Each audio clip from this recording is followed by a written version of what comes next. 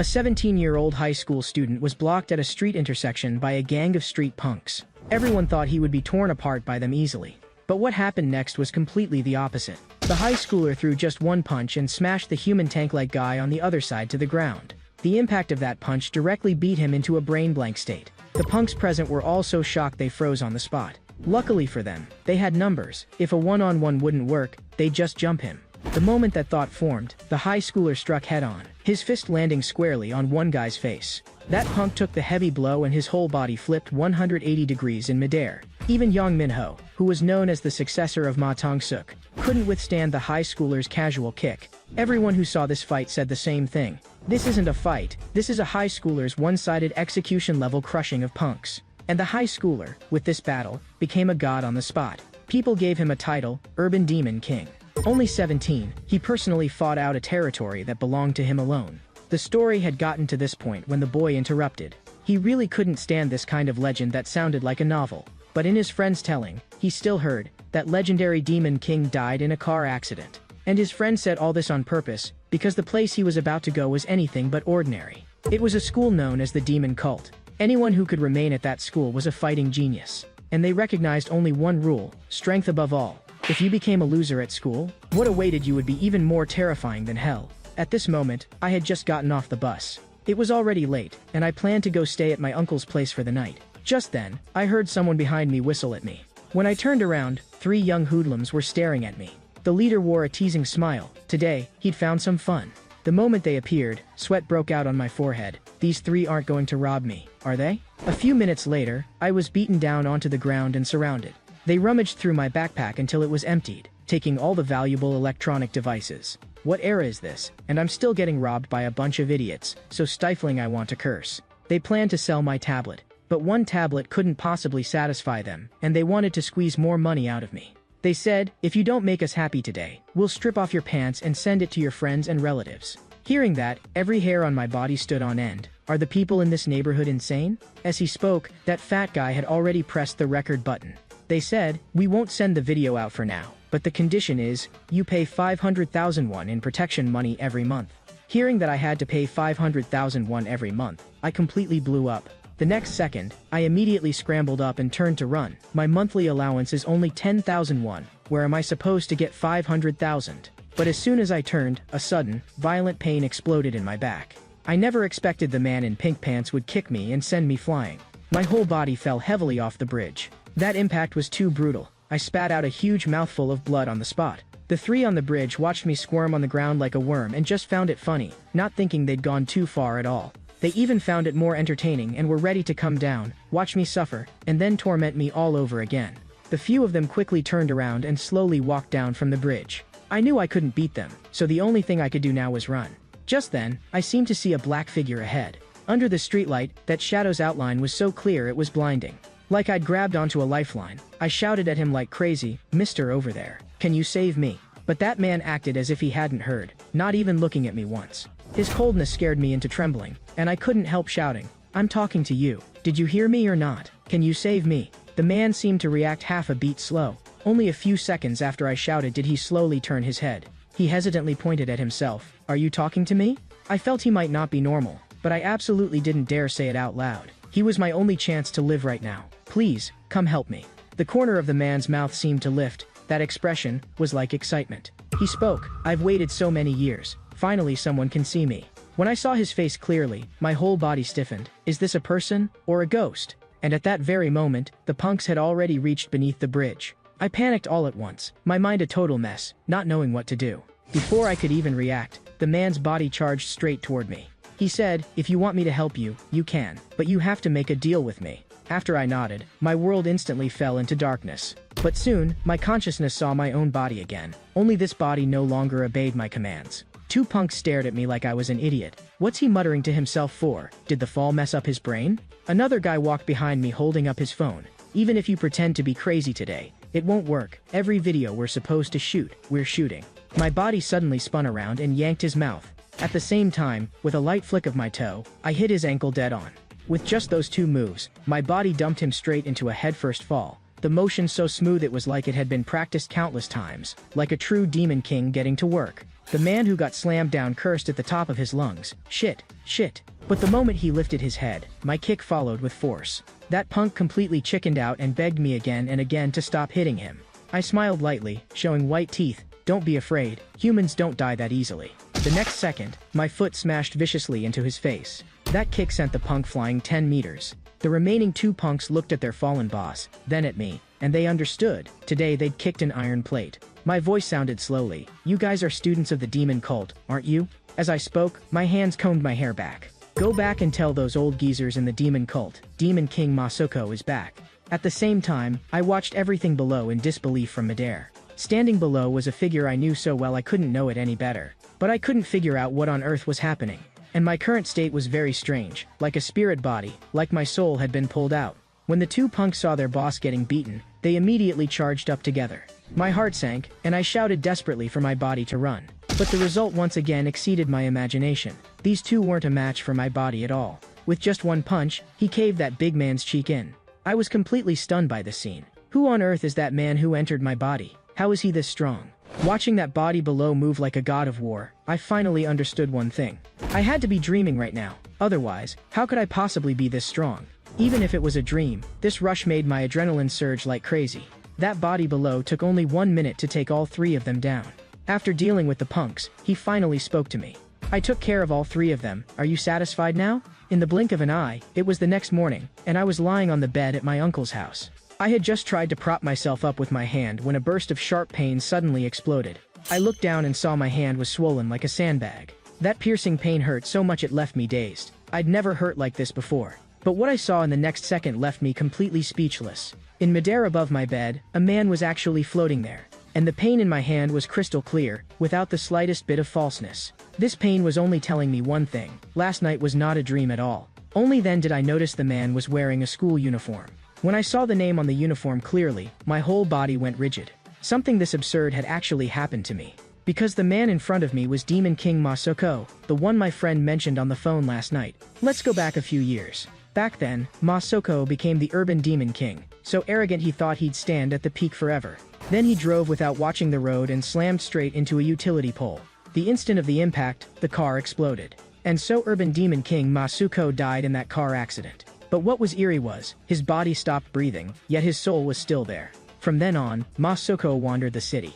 All that time, no one had ever been able to hear his voice. He also couldn't touch anyone. Not even a single finger could reach anyone, like a lone soul exiled by the world. He thought he would stay like that forever, but last night he happened to run into me. After hearing his experience, I summed it up with one word: ghost. Masako's expression looked a bit ugly, but he couldn't refute it either. I was also helpless about this ghost. I only hoped he would stop clinging to me. But the problem was, he only knew me, and only I could see him, so he could only follow me. Before long, he followed me to school, the school called the Demon Cult, Bonshin High School. But as time passed, Demon Cult had long since been renamed Bonshin High School. But Masako didn't care at all. The name changed, but the smell inside won't. That's why it's a demon school. I didn't want to say much to him. Thanks for last night, but today you should leave. But with this kind of thing, it's easy to beg him to come, and hard to send him away. With one sentence, Masako pressed my hanging heart straight into the abyss. His idea was simple. He could fight, but he had no body, and my body was just right for him to borrow. So he wanted to drag me into doing big things with him. He also talked about his days as the urban demon king, when he was glorious to the extreme. If I teamed up with him, it wouldn't take long before I could reach that height too. I stared at him, my eyes going blank. What the hell are you even talking about? I refused on the spot. I only wanted to attend an ordinary high school, graduate, and find an ordinary job. As for some urban demon king, I wasn't interested at all. I still remembered that gang of lunatics from last night perfectly clearly, and I didn't want to get involved with people like that again.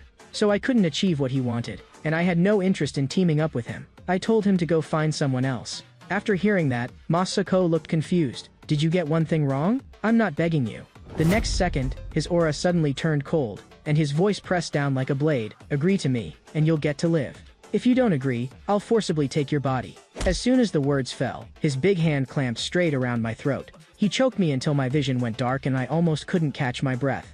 I'd only just survived the punks last night, and today this guy was going to take my body? That intense instinct to resist inside me instantly exploded out. I forced Masuko's hand to spring away. Masuko froze for a moment, then quickly understood. Looks like forcing it won't work. I can only use his body if that idiot agrees himself. After figuring it out, he immediately changed his face. When did I ever say I was going to steal your body? I'm just borrowing it for a bit. But I didn't believe a single word now. His gaze just now had already betrayed him. I looked up and roared, "You bastard, disappear from in front of me right now." But when I came back to my senses, I realized the one standing in front of me wasn't Masuko, but a pretty girl. The air instantly got so awkward it made me want to vanish on the spot. I could only grit my teeth and explain, "I wasn't talking about you just now. I was cursing that ghost next to me." The girl gave a cold laugh and walked off, clearly taking me for a lunatic. I looked in the direction she left, and only then realized, so this school is co-ed. But as soon as her face flashed through my mind, my cheeks still heated up against my will. I told Masuko to stay far away from me. I wasn't interested in anything right now. But when I turned around, I realized he had already disappeared. I finally let out a breath. Without this ghost pestering me, at least I could breathe for a moment. Soon I entered the classroom and even introduced myself. As soon as the introduction ended, the teacher directly arranged for me to sit in the corner of the last row. For some reason, I felt a creepy prickle in my gut, because I realized the whole class's eyes were on me, and they were still whispering under their breath, not sure what they were talking about. I was unbearably embarrassed, feeling like I just couldn't fit into this small class at all. I couldn't be bothered to think too much about it. Since I was here, I'd just study properly first. Just then, someone lightly tapped my shoulder with a hand. When I turned my head, there was a boy sitting next to me with dyed yellow hair in an explosive style and glasses. He said to me, "It happens to be our row's turn to be on duty today." As soon as the dismissal bell rang, he took me for a lap around the school and, along the way, explained clearly what duty involved. Each duty student had to manage their own area well. If you did a bad job, you might cause the whole class to lose points. I cursed my bad luck in my heart. I just transferred and already got saddled with duty. The yellow-haired guy slowly spoke up. "Your name is Jinho, right? Why did you transfer to this school?"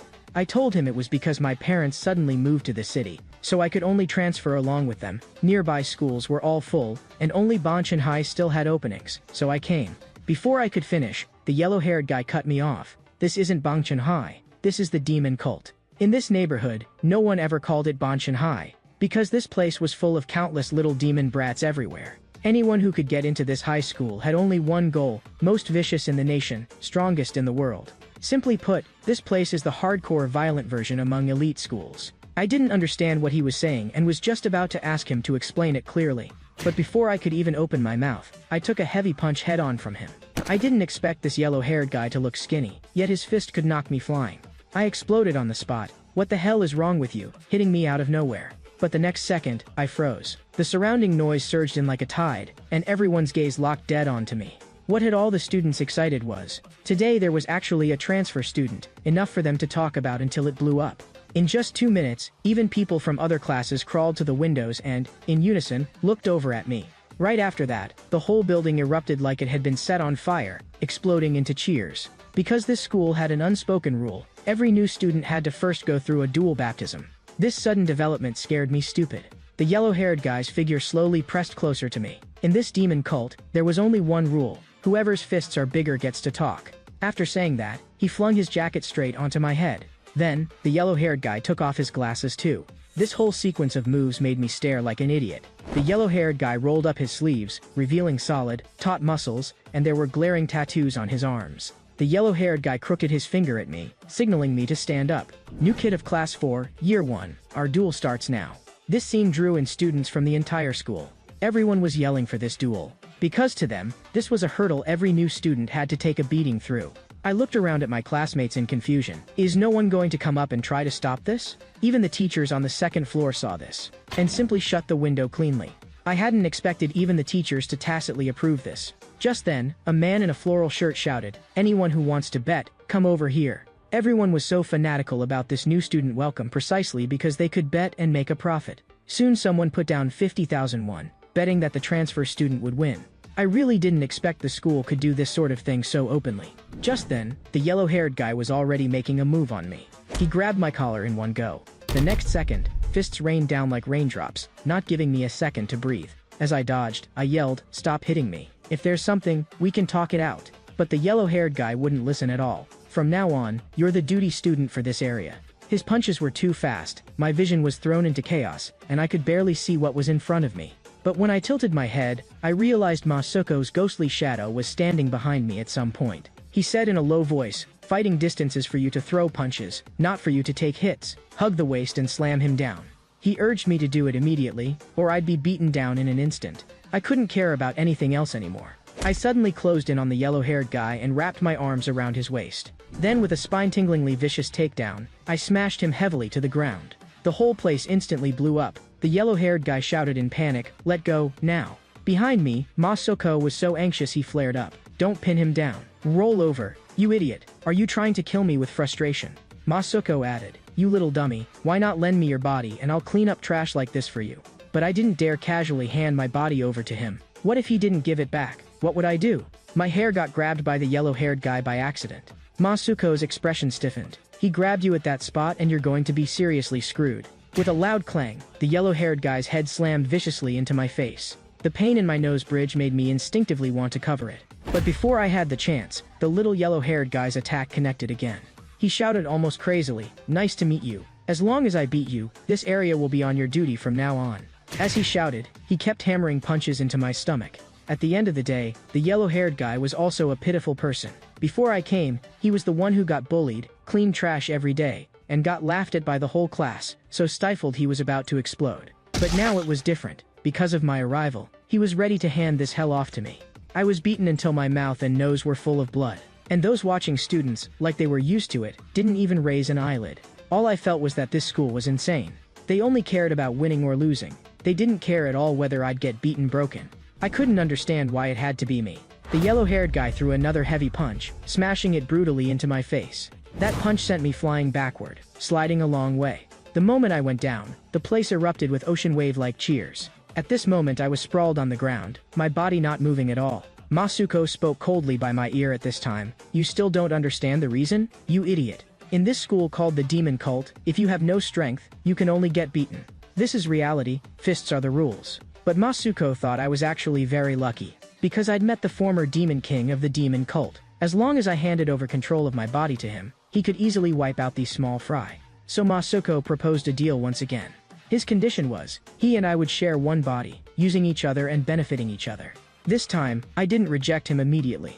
Instead, I side-eyed the yellow-haired guy who was still cheering next to me. When the yellow-haired guy turned his head, he saw me shakily stand back up. Surprise flashed in his eyes. "You bastard, you can still stand up." He then got angry. "Looks like you can take a beating."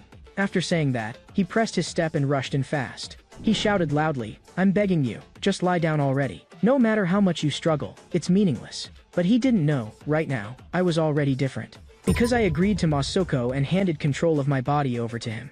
At the same time, the yellow-haired guy's fist had already surged up to my face. A wild joy spread across his face. "It's decided." But the next second, his expression changed instantly. Because his punch was actually caught by me with one hand. I raised my eyes and stared him down, my voice cold and heavy. "What the hell are you mumbling about?" The yellow-haired guy sensed something was wrong and immediately pulled back to retreat. The more he retreated, the more confused he became. How had the aura of the person in front of him suddenly changed so much? And at this moment, my body had already been taken over by Demon King Masuko. Masuko spat out a mouthful of bloody phlegm, his whole body ached, and even the corner of his mouth was split. But even so, he instead burned with excited heat. Everyone present saw this and only felt the atmosphere turn eerie and chilling. Masuko's gaze fell on the yellow-haired guy. He was thinking, it won't do to have no one around who can get things done. Those little punks from last night could be used, but he looked down on them. Instead, this yellow-haired guy interested him. Guys with this kind of toughness aren't common. So Masuko decided on the spot, make the yellow-haired guy his #1 lackey. As soon as those words came out, the whole class burst into laughter. The yellow-haired guy trembled with rage. "You bastard, are you asking to die?" In the yellow-haired guy's eyes, someone who'd been beaten by him for so long had no right to point fingers at him. Facing the yellow-haired guy's renewed attack, Masuko only gave a low laugh. The next second, he raised his right fist and, with a bang, smashed it into the yellow-haired guy's face. Then his left fist gathered force and erupted, slamming hard into his lower abdomen. And finally he added an uppercut, 3 punches in a row, vicious enough to break the rhythm outright. The yellow-haired guy spat out a wall of blood, his eyes full of disbelief. He couldn't understand why he had lost. The students watching next to them were also stunned stupid. No one expected this new kid to be this strong. The yellow-haired guy's body was sent flying by the heavy blows and crashed away, but he actually forced himself up again. There was no fear in his eyes, only confusion. And that confusion was also forcing out his fighting spirit. If he knew that standing in front of him was his idol, Demon King Masako, what expression would he have?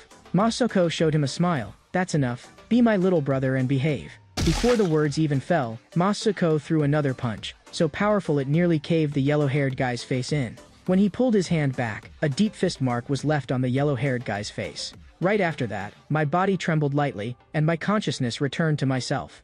I looked blankly bewildered. I didn't expect that the moment Masako possessed me, he'd solve all of today's trouble. Next, what greeted me was even crazier cheering. 17-year-old Jo Jin-ho. First day after transferring, 1 battle, 1 win. Floating in midair, Masako spoke slowly. Train this broken body of yours up. Otherwise next time you fight, the one who hurts is you. After he finished speaking, my right hand immediately sent over a faint, lingering stab of pain. I lifted my arm to look. My right arm was actually fractured.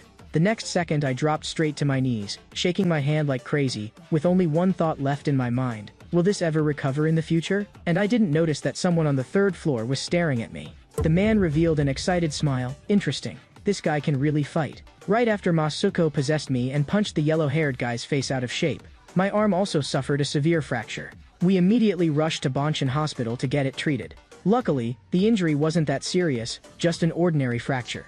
But even so, I truly felt the danger. Masako kept mocking me. The hand you hit people with ended up breaking? That's way too embarrassing. How can you be this weak? But no matter what, he felt he'd help me, and now it was my turn to help him. Even though I didn't want to admit it, it was true that I'd asked him to step in and beat the yellow-haired guy. So Masako took me and we walked forward with no real destination. After walking for a while, he raised his hand and pointed at one of the wards. I looked up and saw the sign on the door read Intensive Care Unit. Masako said, "This is his room." When I saw the person lying in the room, I was completely stunned. The man on the hospital bed looked exactly the same as Masako. Masuko's body was lying there, hooked up to enro drip. I couldn't help asking, "My friend said you died in a car accident, so why is your body still here?" Even Masako himself couldn't explain that. He only knew he'd separated from his original body and become a soul, while his original body had turned into a living corpse. 10 minutes later, Masako told me all the clues he'd pieced together in one go. Now he was sure his enemy was inside the academy, so what I had to do was help him drag the killer out. I stared at Masako with a face full of disbelief. I didn't say much. I directly took out my phone and started looking things up. What I searched was simple: how to drop out. Masuko's face sank. "Didn't you say you'd help me? Why are you dropping out now?" That one sentence sent a chill down my back. Between owing favors and staying alive, I know the difference. If I went back to that school, I'd really die. It's full of lunatics. After hearing that, the veins at the corner of Masako's eyes started twitching. He was genuinely furious. But to me, that kind of thing was too terrifying. I'm just an ordinary high school student. I can't possibly endure it like you can, and I don't want to go through that. I just want to live an ordinary life. Masako gave a disdainful laugh. Back when I dominated this city and became the Demon King, I was only 17 too. You don't want to? Fine, do as you please. But I'll do as I please too. The next second, it felt like something pressed down on my back, numbing me with pressure. Masako leaned close to my ear and threatened me. "I'll follow you 24 hours a day. From the moment you open your eyes to the moment you close them, I'll be there. Eating, sleeping, going to class, walking, even going to the bathroom. I won't leave." He'd already made up his mind. If I wouldn't help him get revenge, he'd latch onto me like a leech and cling to me to death. I had to admit, the threat was extremely effective. He even said he could cling to me for 10 years, 20 years, until the day I died of old age. I was badly frightened, cold sweat streaming down my face. An hour later, we returned to Bonshin High School, and Masako added 2 more lines. "You agreed, so don't go back on it. Help me get revenge, and I'll disappear cleanly from your side." After saying that, his figure flashed and he vanished completely. With a thud, I dropped to my knees. It's over. I still have to go back to that damn school. But thinking more was useless. I could only go fill my stomach at the cafeteria first. The moment I walked into the cafeteria, I froze. There was actually a whole bunch of dishes I'd never seen before. Those ingredients made me swallow hard. And it was the first time I'd heard a school cafeteria was actually buffet style. Today I had to eat like crazy. But just as I was about to push the door open and go in, someone called out to stop me. I slanted my eyes and looked back. The one who stopped me was actually the yellow-haired guy I'd beaten flat this morning. He said, "This isn't a place we're supposed to go in." 10 minutes later, I followed the yellow-haired guy and got a few portions of food. But this food tasted so weird, like it had gone sour. I was so angry I flung the tray straight away. "This is food? Even pigs wouldn't eat it." The yellow-haired guy said in a low voice that this was normal cafeteria food, and the good stuff I'd just seen was only for the truly strong to eat. Because in this school, food isn't handed out, it's taken, and grade level and age don't count. The color of the tag on everyone's chest is their status. Only green tags or above are worthy of eating that kind of food. Holding back my rage, I cursed, paying the same money. What right do you have to make this kind of distinction? Who set this rule? And what I didn't know was that the one who set this rule was Masuko. After Masuko became king of the demon school, he established many ridiculous school rules. Fighting was the only standard. From then on, this school naturally turned into hell, and the source of all of it was Masuko. After hearing the yellow-haired guy finish, I gritted my teeth in anger and cursed at the air. So you're the real culprit? The yellow-haired guy hesitated for a long time, but still spoke up. He said to me, about what happened before, I'm sorry, but I had no choice, I just wanted to survive here. But he was still unconvinced. I don't count as having lost. Those 3 punches only landed because you happened to hit right. If we did it again, who wins isn't certain. I caught a glimpse of his exposed arm. If I wasn't mistaken, his tattoo had faded a lot. The yellow-haired guy looked a bit ashamed and said quietly, it's not a tattoo, it's a sticker, bought at the ball court. He said he put it on to pump himself up, so he'd look more intimidating when fighting. After spending time with the yellow-haired guy, I realized he didn't seem as bad as I'd thought. He was just an awkward kind of guy. Just then, a man suddenly popped out from behind us. The yellow-haired guy and I were both startled. When had he gotten close? We hadn't noticed a thing.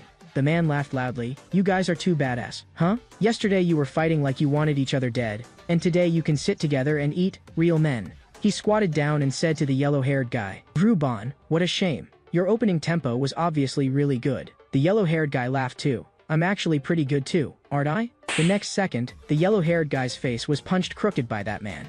The man cursed, didn't you lose? Do you know how much money you made me lose? For a moment I didn't react. Why did he suddenly hit him? The yellow-haired guy was also stunned by the blow, his eyes empty. Even after hitting him, the man still wasn't satisfied and ordered the yellow-haired guy to go back to his spot and keep taking the beating.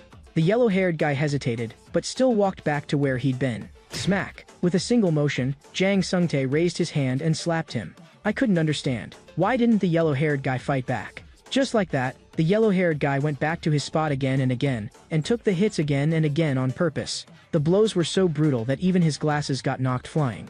Jang Sungtae's reason for hitting the yellow-haired guy was simple. The yellow-haired guy lost the duel with me. The deeper reason was that Jang Sungtae had placed a heavy bet on him, and as a result lost everything. So Jang Sungtae counted all the responsibility on the yellow-haired guy's head.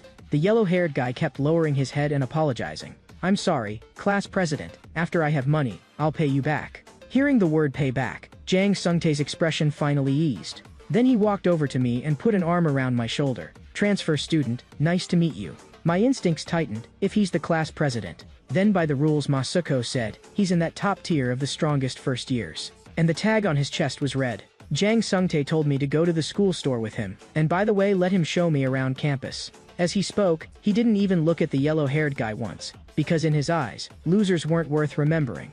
Before leaving, I turned back and glanced at the yellow-haired guy. That lonely silhouette made my chest feel inexplicably tight. After we got to the store, he chatted with me on and off. When he heard I'd never had any combat training, he looked shocked on the spot.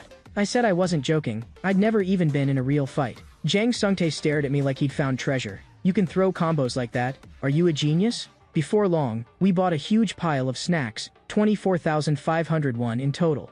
Looking at the pile, my heart went cold. It was at least 3 times more expensive than outside supermarkets. Jang Sungtae turned around and stared at me. What are you standing there for? Pay. You don't expect me to pay, do you? I was instantly dumbfounded. I only had 30,000 won on me. If I really paid, how was I supposed to live this month? But that kind of sinister grin made me not dare to refuse. Sure enough, just like I thought, he'd called me to the store to fleece me, and he wasn't even trying to hide his greed. I put my hand into my pocket, getting ready to take the money out. I slowly extended my hand, only wanting to hurry up, pay, and get out of here. But my fingertips couldn't touch any banknotes at all.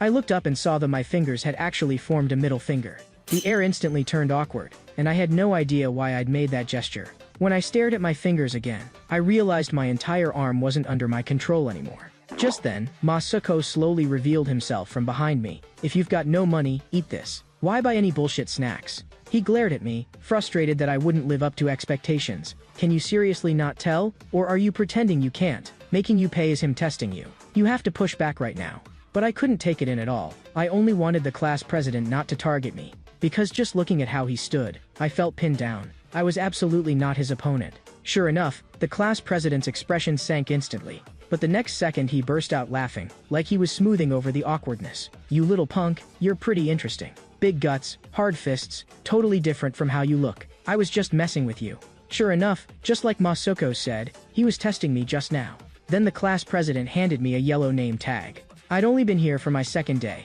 and my status jumped from colorless to yellow. So assigning a rank to transfer students is also one of the class president's responsibilities. From now on, I'm an official member of the demon cult. He's welcoming me in. The class president also said he liked my personality a lot. I couldn't tell. Does this mean he likes me, or does he have other plans? Before long, people in the class noticed me too. Some even quietly edged aside. I used to sit in a corner. But now I could actually joke around with the Apex Predator class president, so my status naturally got raised. I felt a bit secretly pleased. So long as I wasn't bullied, that was enough. I was thinking, I'll just model through like this. Graduating quietly would be best. But the moment I stepped through the classroom door, I sensed something was off. The first thing that hit my eyes was a huge insect. Out of the corner of my eye, I actually saw someone holding up a phone and recording. Not far away, the yellow-haired guy was holding a plate of insect cuisine. A few school bullies were recording the scene, getting ready to post it online to show off. Turns out they'd also bet on the yellow-haired guy, and ended up losing so badly it was a bloodbath. So they wanted to start a live stream and do an insect mukbang. Jang Sung-tae frowned. They're crazy. But in his next sentence, he laughed again. Still, this idea is really good. How did I not think of it? After saying that, he grabbed the yellow-haired guy's face with one hand. He warned the yellow-haired guy, "Cooperate like a good boy. The money from the stream, we split it evenly. Otherwise I'll make things even worse for you later." Of course the yellow-haired guy didn't want to take that kind of humiliation. He bit his lip hard and wouldn't let go. Jang Sung-tae seemed to suddenly think of something, and turned his head to look at me. He tossed the insect into my hand and made me feed it to the yellow-haired guy personally. He stared at me and smiled. "This theme is fresh enough. I'll bring you in to play too." My scalp went numb with fear. I had absolutely no interest in this kind of thing. Masuko and Madare urged me, "Feed it to him." He said coldly, "If you don't feed him, they'll play with you next." At this moment, those two bullies were already about to pry the yellow-haired guy's mouth open by force. As long as I stuffed the insect in, nobody would come looking for trouble with me today. Masako was still talking beside me. "Hurry up, it's not like it can't be eaten. Don't insects have protein too?" I stared at that insect for a long time in a daze. I knew this was wrong, but I was even more afraid of being targeted by the class president. So, under the class president's expectant gaze, I slammed the insect onto the ground. The class president's eyes turned cold, but he still forced the anger down. "What are you doing?" With my head down, I said, "This kind of thing is too low. Stop doing it. A game even kids think is childish. I find it really boring." The class president stared at me and suddenly burst out laughing. "You really do have ideas." But he didn't think he'd gone too far. Instead, he felt I'd overstepped. The moment his words ended, a slap lashed viciously across my face, sending me flying. He said coldly, "Having ideas is one thing, but you're not interesting at all. What a disappointment." The next second, the class president's fists hammered down on my face like rain. He was this enraged because I'd stepped on the thing he hated most, unrealistic fantasies. He hated morality more than anything, because it would restrain their behavior. The class president raised his hand again. This time it was even faster, 10 slaps in under 2 seconds. In this school, if you have no strength, you can only take a beating. Listening to that line of his, I suddenly felt it sounded familiar. I remembered, Masuko said it too. At the hospital, Masuko had told me, "If you have no strength, then get ready to be beaten." So they really were the same kind of person, even their tone was the same kind of cold. Jang Sung-tae grabbed my collar. "Before you came to this school, did you not understand survival of the fittest?" Panting hard, I finally understood. Those naive fantasies of mine had to be thrown away. Whether it was Jang Sung-tae or Masako, what they said was reality.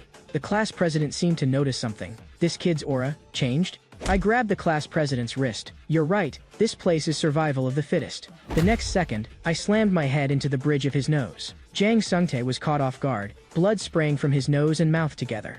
Everyone was stunned. No one could believe someone dared to lay hands on the class president. With a clang, the class president toppled straight to the floor. I calmly adjusted my collar. I spoke coldly. "A mere red tag small fry dares to act wild in front of me?" The urban demon king, Masako, officially took over. Masako lifted his eyes to look at me in midair. "Next time, don't wait until you've been beaten down before letting me possess you." But what I said next made Masako freeze. This time, I had other plans. Besides beating the living hell out of the bullies in the classroom, there was also the school emblem on my collar. I demanded that Masuko smash everything here, rules included, into pieces. Masuko was taken aback. What do you mean by that? Before, Masuko had talked a deal over with me.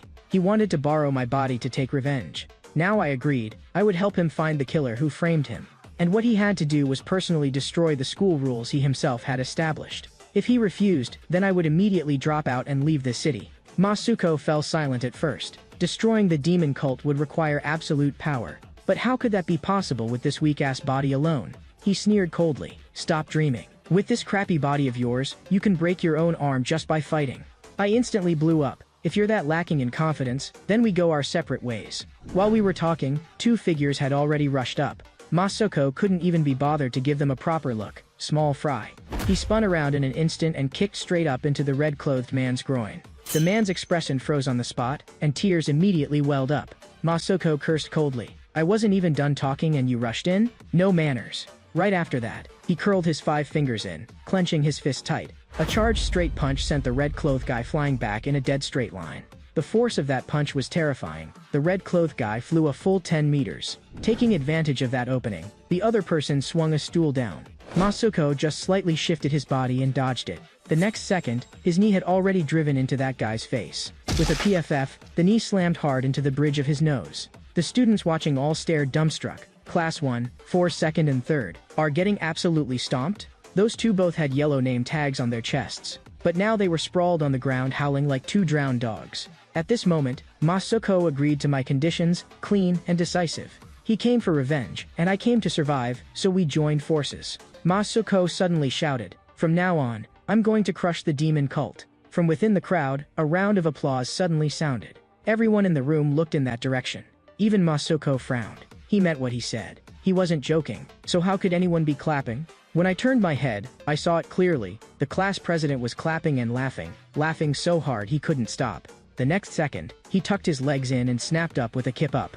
With one push of his arms, the class president stood up, as if Masuko's hit just now hadn't done much damage at all. The class president walked up to Masuko step by step. Very good. You've completely pissed me off. You really aren't afraid of death. The commotion in the classroom immediately carried into the corridor, and the students outside instantly boiled over. There was more entertainment again. Only then did many people realize the guy who won the freshman welcome fight was challenging again. Before long, the doorway was packed with onlooking students. Some even proactively tried to curry favor and made space for them to duel. They shoved all the desks and chairs to both sides. Very soon, a crude ring was set up. These people were selecting the strongest in the grade. With a swish, a folding fan snapped open quickly. That floral shirt man also rushed to the scene. Today he was the dealer, and anyone who wanted to bet came to him. In the next moment, Jang Sungtae held out 5 fingers, indicating he was betting 500,000 won. That confidence was suffocating. He was actually putting that much money on himself to win. But he didn't have money right now, so he could only buy on credit. In any case, he was convinced he would win. The fat guy looked helpless. Why are you like this every time? You already owe a lot, you know that? Jang Sungtae didn't care. He did owe quite a bit, but he said he'd pay it all off in one go this time. To him, this duel was basically picking up money. The cost was just loosening up a bit. Behind him, his 2 little lackeys were still heckling. Class president. Flatten him. Smash that arm of his too. Even the yellow-haired guy who'd just been slapped by the class president was cheering for him, like he didn't care at all that he'd been hit. Masuko looked at me with interest. You really are lonely. Not a single person is cheering for you. I reminded him to take it seriously and not forget this was a deal. If you win, you still have to smash the school's rules, and then I'll help you get revenge. If you lose, we go our separate ways. If he really lost, the agreement would be void, and I would leave this city too. Masuko clicked his tongue softly. This is the move your smart little brain came up with? Pathetic. After that, he stepped forward. Today he was going to show me what a real demon king looked like. Masuko stepped up in front of the class president, eyes locked on eyes, fighting spirit fully raised, his aura not losing an inch. Jang Sungtae narrowed his eyes. Crush the demon cult? You've got a big mouth. Masuko smiled faintly. Starting from the bottom and fighting my way up step by step. Just thinking about it is fun. In the next moment, Masuko moved first. His left fist cut the air, going straight for Jang Sungtae's face. But Jang Sungtae didn't take it seriously at all. He just twisted his body and easily slipped aside. From that, Masuko immediately sensed something was off. Jang Sungtae was definitely not ordinary trash. His reaction in that instant was enough to prove it. Masuko continued to probe, and the result was exactly as he expected. No matter how he attacked, Jang Sungtae could dodge with ease. Even I was seeing Masuko get shut down for the first time. His fists couldn't even touch the other guy. Yet Masuko got even more excited. Not bad. A red tag really is a lot stronger than a yellow tag. Jang Sungtae looked calm and relaxed. Likewise, your punches are pretty fast too. The moment his words fell, a heavy punch smashed into Masuko's face. That strike was lightning fast. Masuko didn't even have time to react. By the time he came back to his senses, it was already too late. Jang Sungtae's fists were like a gale, pounding non-stop into his body. Bang bang bang. 3 punches in 2 seconds, everyone landing. Just as Masuko was about to counterattack, the class president instantly opened the distance again, his footwork light like flowing water. And all this probing fell neatly into Masuko's judgment. He could tell Jang Sungtae was a combat genius. His footwork had clearly undergone professional training. More importantly, his jab, no matter the angle, the punchline was clean and straight, never deforming. Just from these few moves, Masuko concluded, this guy had trained in Eastern boxing. Looks like this academy was the same as ever, combat prodigies popping up one after another. That kind of boxing was a style commonly seen in the ring to begin with. Jang Sungtae's lackeys started showing off. This isn't a level you can reach just by learning a bit. The yellow-haired guy also reported his record. He's an elite in the grade, 20 fights, 17 wins, 1 draw, 2 losses. And Jang Sungtae was already competing in boxing matches at 15 and had even won a championship. So they were convinced that a street-style amateur like me had absolutely no chance of winning. Masuko was holding in his anger. If it were his old physique, 2 punches would be enough to KO Jang Sungtae. Seeing the frustrated look on my face, Jang Sungtae let out a long breath. He laughed loudly. Look at that face, scared stiff, huh? Even though Jang Sungtae was a school tyrant, he still had pride. So he decided on the spot, he would fight Masuko using only his left hand. This naked humiliation made Masuko so angry it turned icy. You're looking down on me? Before Masuko could finish speaking, Jang Sungtae was already right up in front of him. A jab whistled through the air. You could tell the power came from his left leg driving off the ground. This was a full power punch, and the motion was almost too pretty. In Masuko's head there was only one word, fast. That move just now was not something a normal person could do. In a panic, Masuko threw a punch to intercept. But that move was far too feeble. With one spin, Jang Sungtae blasted my abdomen again with his left hand. Jang Sungtae's talent was frightening. After landing, he immediately pulled away. When the opponent's moves got used up and their center of gravity wasn't stable, he would rush in and add another punch. Taking punches continuously made Masuko understand, if he kept passively getting hit like this, he would definitely lose. Even Jang Sungtae, while hitting him, reminded him, snap out of it, wake up, that's what makes it interesting. Masuko kept defending. Jang Sungtae caught the rhythm and stabbed in with a 5-hit combo. The students on site completely lost their minds. The class president was so fast you couldn't even see his hands and feet, and this transfer student was probably going to get wrecked today. For a moment, Masuko was actually being pressed and beaten down. Hearing the roars of the crowd cheering for Jang Sungtae, something stirred in me. Should I cheer for Masuko too? But if Masuko lost, that would be good too. I could use it as an excuse to cancel the deal. If Masuko knew what I was thinking, he'd probably go berserk on the spot. I'm fighting for you, and not only are you not cheering, you're hoping I lose? Right now, floating in the air and watching Masuko get pressed and beaten, I was actually praying, please, just give up quickly. But right as they were tangled up, I noticed something. Masuko had been smiling the whole time. Even while taking hits, his smile never disappeared. Even Jang Sungtae froze. He couldn't read that smile. Was it excitement when facing a strong enemy? Thinking of that, Jang Sungtae suddenly pulled his steps back, retreating half a step. Then another straight punch came howling in. He wanted to smash Masuko's smile. But now wasn't the time to ask questions. But he never expected that this punch would actually miss. And that miss directly handed Masuko a perfect counterattack window. Masuko lowered his voice. Finally caught your opening. As long as I can dodge your punches, that's enough. But Masuko's counterattack was still easily avoided by Jang Sungtae, with zero pressure. Masuko didn't stop. Then I'll switch targets. He stomped hard on Jang Sungtae's toes. That stomp landed too precisely. Jang Sungtae's center of gravity tilted, and his body was about to go down. Masuko seized the momentum and leapt up, ready to add a finishing blow. Jang Sungtae's heart sank. No matter how much he got hit, he had to protect his head, or it would be over. Up in the air, I nodded secretly. Good reaction. But my reaction isn't slow either. You protect your head? Then I'll hit somewhere else. In a flash, Masuko made his choice and stomped toward Jang Sungtae's ankle. The ankle is a weak point to begin with. This stomp carried a piercing viciousness, enough to make him hurt so much he couldn't stand steady. Once Masuko landed that hit, the follow-up was raindrop-fast consecutive kicks smashing into the ankle. You like jumping, don't you? Bouncing around like a rabbit feels great. Huh? Jump again for me, let me see it. But right as I was kicking hard, a heavy kick suddenly slammed into my back from behind. It turned out Jang Sungtae had twisted around and kicked my back. At this moment, he was no longer high-spirited, even walking, he was limping.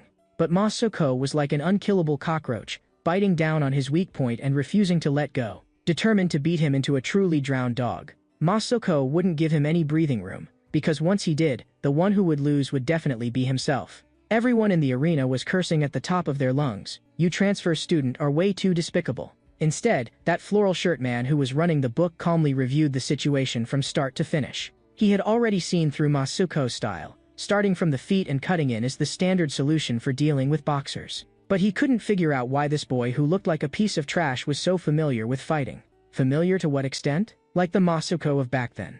At the same time, the fight between the two of them also completely heated up into a white-hot climax. Masuko pressed forward step by step, and Jang Sungtae was being pinned down so hard he could barely fight back. The onlooking students were all stunned. Could it be that this transfer student is going to pull off a comeback from behind? The more the chatter in his ears went on, the more annoyed Jang Sungtae became. He was the strongest in the grade. How could he possibly lose to a no-name freshman? As his fury surged up, he forced a breakthrough under pressure and slammed a backhand punch into Masuko's face. Masuko was hit into retreat after retreat. That punch was still absurdly fast, and for a moment he didn't react in time. But Masuko smiled, because Jang Sungtae had used his other hand. Before the fight, Jang Sungtae had clearly said, "I'll fight you with only one hand." But now, forced into a corner by Masuko's rainstorm-like attacks, he had no choice but to use his right hand. That was also the same as him admitting it himself. Without his right hand, he would definitely lose. The next second, Jang Sungtae suddenly closed in.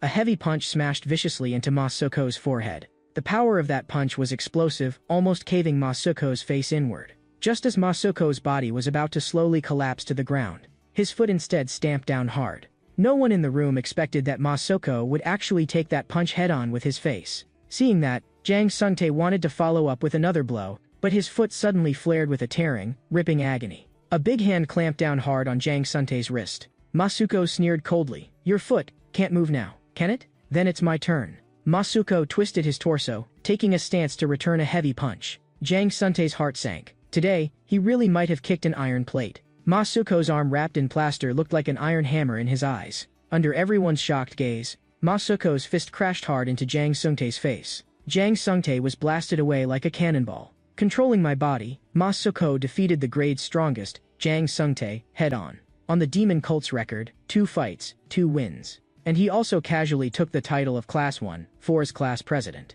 Demon Cult High, where fists decide everything, was rotten to the core in the first place. But Class 1 to 4 became an exception. The new class rule for this class was to ban school violence. From then on, the hierarchy was no longer determined by fists. At least in this class, aside from me, everyone was equal. At this time, the grade 2nd and 3rd carried chairs and hoisted me up into the air. I was completely dumbfounded. This was totally different from what I had imagined. The next second, the little yellow-haired punk kicked the 2 of them. "You lifted boss's head up 90 degrees. Do you even know how to do your job?" The 2 of them were instantly unhappy. "Didn't you say there's no hierarchy? Why are you hitting people?" The little yellow-haired punk looked smug. "I'm boss's #1 subordinate. So what if I hit you?" But I remember what Masuko said earlier was lackeys, not subordinates. The little yellow-haired punk didn't care at all. He had to cling tightly to this thigh. But this outcome wasn't what I wanted. I didn't want to be the boss of this class at all. Masuko explained on my behalf. "If you want to change this school, you have to use strength to set the rules again." I didn't understand. To destroy the demon cult, isn't it just about making it normal again? Masuko let out a long sigh, like he couldn't be bothered to explain it to me. Change happens by talking? You think you can change things by giving a little speech in the broadcasting room? So in his view, there was only one method: stand at the very top of the school, then change its order. My scalp went numb listening. This idea was too crazy. Masuko grabbed my hair in one go. He directly announced, "The school's business, I'll handle it." A moment later, we went back to Bantian Hospital again. I walked into the ICU once more, and Masuko's original body was still lying on the hospital bed. His current state was because he'd been framed. I asked him, "Do you have any enemies at school?" He thought for a bit. "So many people hate me I can't even count them. After all, I've been in way too many fights. For example, Kwak Cheol-young in 3rd year, and Long Sik in 2nd year. Those were only the famous ones. There were even more who weren't known." Thinking of that, Masuko actually smiled. In this school, finding one person who doesn't hate me, That's the hard part. Thump thump thump, I pulled open the drawer. I wanted to see whether he'd left any clues before the car accident. Very quickly, I dug out a damaged phone. I powered it on and clicked into Masuko's social account to scroll through it. He'd posted quite a lot, and there was always a bunch of little brothers following behind him. There were also a few posts that said, "We weren't born on the same boat, but we're family." You could tell from the album that he and that group were as close as family. I couldn't really stand looking at it. This captioning was way too cringe and try hard. But Masuko said, "So-called family is the Demon King's clan. We've laughed together, fought together, and bled together." Masuko's tone dropped. He truly missed those days. To him, that was probably the stranger friendship he talked about. Suddenly, a hand snatched the phone straight out of my hand. The one who grabbed the phone turned out to be a long-haired beauty. The first time I saw her, my face turned red all at once. I'd seen this girl before. Earlier I'd brushed past her at the school gate. She stared at me and asked, "Why is my brother's phone in your hand?" My heart jolted. Could she be Masuko's younger sister? I turned back to look for Masuko behind me, only to find that he was already gone. The girl stepped in close, lowered her voice, and pressed me. "What are you here for, and who exactly are you?" I stammered. "I came here because I received a request." Without any warning, a slap landed squarely on my face. I was stunned on the spot. What the hell is going on? Right after that, she swung her backpack and pummeled me like crazy. I really didn't expect that a girl this pretty could hit this hard when she fought. In less than 2 seconds, she kicked me straight out of the hospital room door. She tossed out a line. "Tell Kim Tong that I'll deposit the money this week. Tell him to stop coming to cause trouble." As soon as she finished speaking, with a bang she slammed the door shut. I was even more speechless. Who is Kim Tong? I've never even heard of him. The moment I finished speaking, a man's voice sounded from behind me. That man was burly, his whole body packed with rock-hard muscles. He spoke coldly. "I'm Kim Tong. You were looking for me. What is it?" I didn't reply, and he directly pushed the door open and walked into Masuko's hospital room. The more I looked at this guy named Kim Tong, the more familiar he seemed. He seemed to be one of Masuko's old lackeys. I quietly sidled up to the door and peeked inside. If he came to visit, it meant he and Masuko weren't on shallow terms, at least on the surface. Inside the room, Ma Sukyeon had just tucked Masuko's blanket in. She'd been taking care of her brother for a long time, and she had no idea when her brother would wake up. She heard the room door creak open with a squeak. When she turned her head, it was actually Kim Tong, the person she hated the most. Ma Sukyeon's face turned cold. "What are you doing here?" Kim Tong frowned. "So rude. You should call me brother Kim Tong." Ma Sukyeon couldn't even be bothered to glance at him. Kim Tong immediately let out a curse. He couldn't figure it out. He was clearly the creditor, so why was he hated every time by the person borrowing money? Ma Sukyeon worked part-time at a convenience store outside. Because her wages weren't paid on time, she didn't repay on schedule. But she didn't expect that after only a 2-day delay, the late fee would shoot up to 15%. Kim Tong said righteously, "Time is money. The 15% has to be paid." Ma Sukyeon was shaking with anger. "You used to say you were my brother's friend, and then you turn around and loan shark me?" Hearing the word friend, Kim Tong glanced at Masuko on the hospital bed. Then he sucked in a hard breath. The next second, he spat a wad of nasty phlegm straight onto Masuko's face. I stared dumbfounded outside the door. Even Ma Sukyeon hadn't expected he could do something that humiliating. Kim Tong didn't treat Masuko as a friend at all. Not just him. Not a single one of that group treated Masuko as a friend. In Kim Tong's eyes, Suko was just a fool who could fight. Back then, whenever they ran into trouble, they just had to call Masuko once, and he would go handle it. Even more absurdly, even if it was the king of hell on the other side, he'd still dare to hard-charge him. Where else could you find a thug for hire like that? Ma Sukyeon was so furious her teeth were about to crack from grinding. She raised her hand to slap Kim Tong. But with her bit of strength, she was no match for Kim Tong at all. In Kim Tong's eyes, Ma Sukyeon was no different from trash. Owing money and not paying it back was trash. And for trash that owes money and won't pay, Kim Tong had only one way of handling it. Use the most direct violence to force you to cough up the money. Right at the moment Kim Tong was about to make a move, a doctor pushed the door open and came in. The doctor asked urgently, "How is the patient doing right now?" He and the nurse immediately checked Masuko, completely ignoring the quarrel behind them. Interrupted by the doctor, Kim Tong couldn't be bothered to continue either. He dropped a sentence and left. "That's it for today. Stop dragging it out. Pay back the money by the deadline."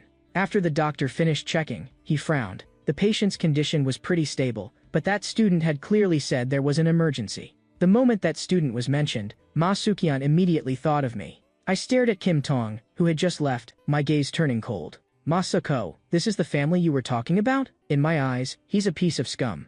I felt something off behind me and glanced sideways. What I met was Masuko, furious to the extreme. He forced down his rage and ordered me, "Shut up, I don't want to hear any sound right now." In the afternoon, we went back to Bantian High again. I found the yellow-haired guy and asked around for intel on Kim Tong. I made the yellow-haired guy explain it clearly, who Kim Tong was, what tier his strength was in, and what power he had backing him. To my surprise, the yellow-haired guy was ecstatic instead. Could it be that boss had already seen that far ahead? A year ago, the school was still under the control of Ma Pamu. After the Demon King incident, the demon cult split into multiple factions that ruled together. Among them, the biggest faction was called Xiaoshang, and Kim Tong was the boss of the Xiaoshang faction. I'm not sure how strong he is, anyway, he's insanely strong. After giving the intel, he even gave me a solemn salute. The more I thought about it, the more I felt Kim Tong was very likely the one who set Masoko up. Looks like among the family Masoko talked about, there aren't many good ones either. Right at this time, we heard a racket coming from the classroom behind us. The yellow-haired guy and I moved closer and looked in through the crack in the door. What we saw was a bunch of people beating up Jang Sungtae. Jang Sungtae slowly got to his feet. His leg was injured, so there was no way he could go toe-to-toe with them. Instead, he forced out a smile. "You people, why do you insist on following me?" The ones surrounding him were members of Xiaoshang, and the one standing behind them was that floral shirt man. If you borrowed money, you pay it back on time. Principal is 50,000, and with interest, a total of 30 million won. So it turned out that the time Masoko and Jang Sungtae dueled, Jang Sungtae had staked 50,000 won betting on himself to win. Jang Sungtae froze. 50,000 to 30 million? A 600-fold increase? He smiled and said he didn't have money. Park Myong-soo also knew he wasn't going to get the money. This guy was just a poor bastard. So he simply set conditions. Have Jang Sungtae become his underling, take a monthly wage, and use it to pay off the debt. After hearing that, Jang Sungtae burst out laughing. That was the funniest joke he'd heard all day. "You want me to join Xiaoshang? Like a bunch of dogs like you?" As soon as those words came out, everyone from Xiaoshang exploded. Someone immediately rushed up to teach him a lesson. "You little punk, pretty tough mouth, huh?" But that guy's punch was easily dodged by Jang Sungtae. Jang Sungtae sank his stance, loaded power into his left fist, and drove a punch into the guy's gut. The guy blanked out on the spot and dropped straight down. Jang Sungtae couldn't be bothered to get entangled with small fry. He sprinted straight for Park Myong-soo. Catch the ringleader first. He knew the rule. Facing this fat guy, he went all out. He twisted his waist, incredibly fast, and threw a punch into Park Myong-soo's nose. But the result made Jang Sungtae frown. It was too hard. The leg injury affected his power output. He couldn't throw peak force punches. Plus Park Myong-soo was too big. This punch was basically neither painful nor itchy. Park Myong-soo casually kicked out, using brute force to trip Jang Sungtae. With a clatter, Jang Sungtae slammed heavily onto the floor, the dull impact ringing in the ears. He had just tried to climb up and counterattack, when Park Myong-soo's underling kicked him in the face. Right after that, people piled on together, fists and feet falling like raindrops. With Jang Sungtae getting beaten, there was nothing I could do to help.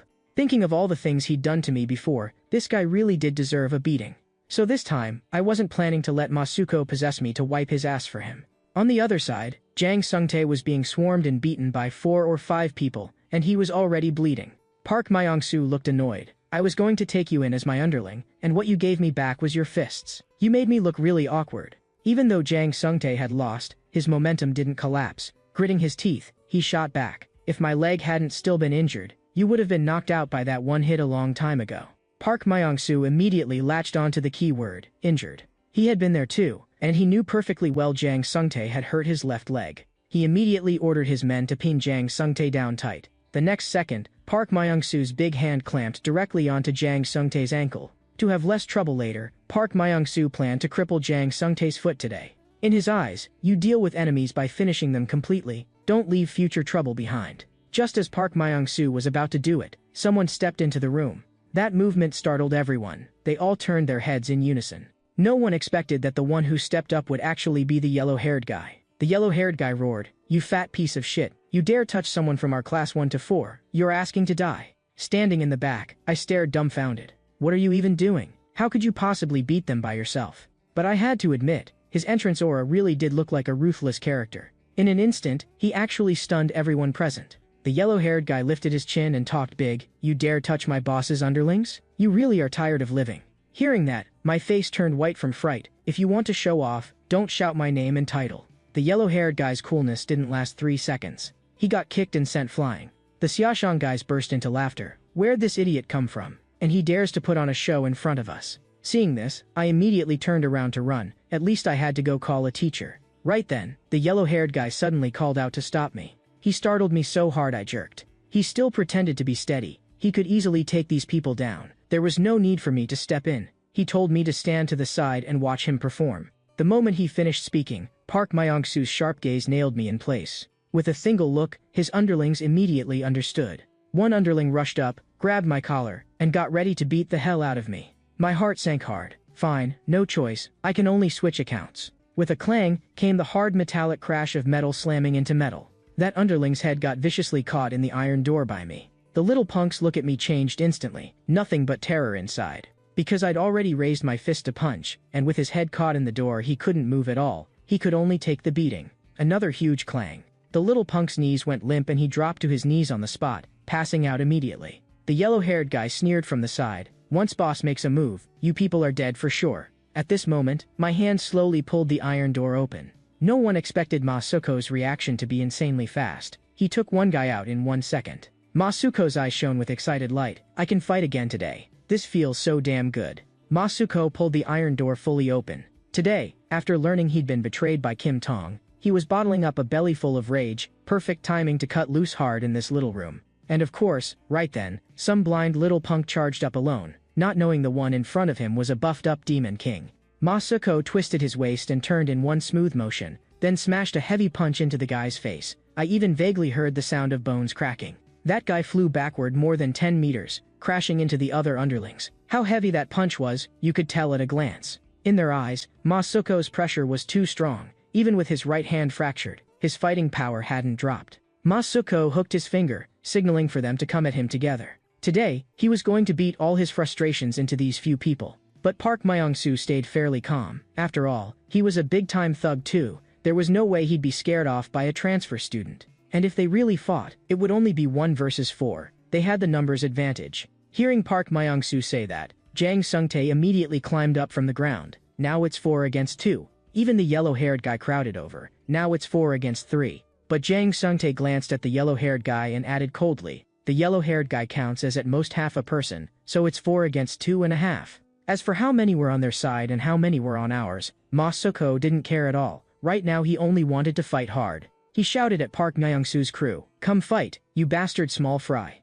Masuko's eyes were almost insane. In that instant, even Park Myung-soo was scared. But those little punks had no idea how dangerous the scene was, and they actually charged up without fearing death. This was the gap between little punks and big-time thugs. Park Myung-soo immediately spoke to stop them. "Enough, don't fight him." After saying that, he turned around and led his men away. Before leaving, he gave the 3 of us a meaningful look. He had our 3 faces memorized for good. If we really wanted to fight, he could accompany us anytime, but it had to be somewhere with lots of people, so he could run a betting board. 10 minutes later, we met up in a corner of the track field and sorted everything out. From Jang Sung-tae, I learned that Park Myung-soo was in charge of all the school's gambling action.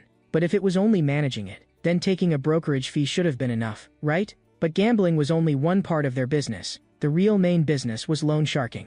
They would draw up an IOU that looked very formal, then secretly take the parent seals and stamp them directly onto the contract. Then they'd exploit the fact that students have no concept of money. First lure them into borrowing a small amount, then start rolling brutal interest. Over time, without realizing it, the interest would multiply to several times the principal. For a period of time, dozens of students, unable to pay back the money, quietly transferred schools, and even their families moved out of the city. But the nastiest part wasn't even that. If you couldn't pay, the nightmare was only really beginning. They would use the debt as an excuse to do financial blackmail, even ordering people to steal, run errands, and do dirty work, half forcing them into joining Xiaoshang. Now this organization had gathered more than 100 people, and its backing was hard as hell. And they were a criminal gang. If it wasn't illegal, they basically didn't do it. Their boss's life creed was, "Money isn't everything, but without money you can't do anything." When he said that, his foot was still stepping on a trembling student. The next second, he kicked that student flying.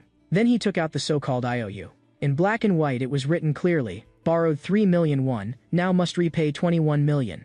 That guy's voice trembled. "I really don't have money anymore. I already paid back the 3 million, everything left is interest." Kim Tong sneered. He couldn't even be bothered to listen to explanations. But if he didn't teach him a lesson, he still wouldn't feel good. So he told that guy to hold out his hand. He was going to burn him with a scorching cigarette butt, so he'd remember, if you owe money, you pay it back on time.